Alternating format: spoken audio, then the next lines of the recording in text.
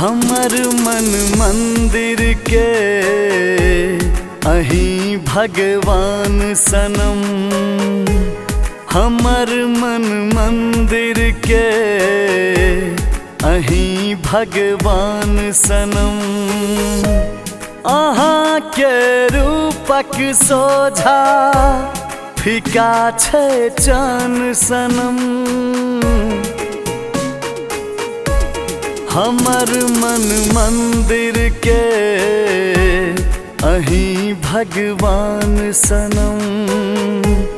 हमर मन मंदिर के अहीं भगवान सनम।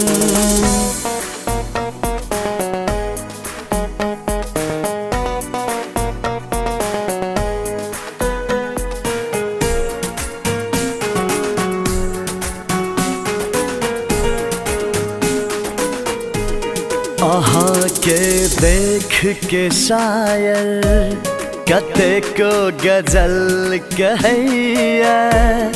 अहाँ के अबते टूटलो घर ताज महल लगैया।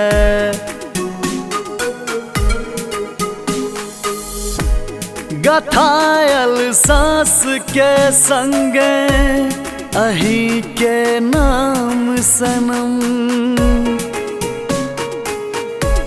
हमर मन मंदिर के अहीं भगवान सनम। हमर मन मंदिर के अहीं भगवान सनम।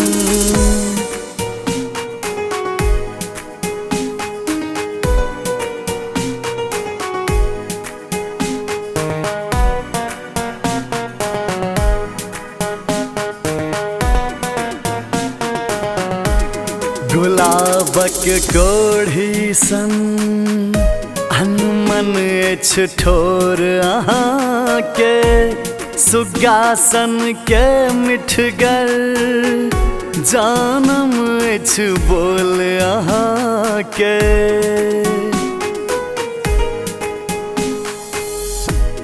अहाँ के पूजब देखब छै राजीव के काम सनम। हमर मन मंदिर के अहीं भगवान सनम।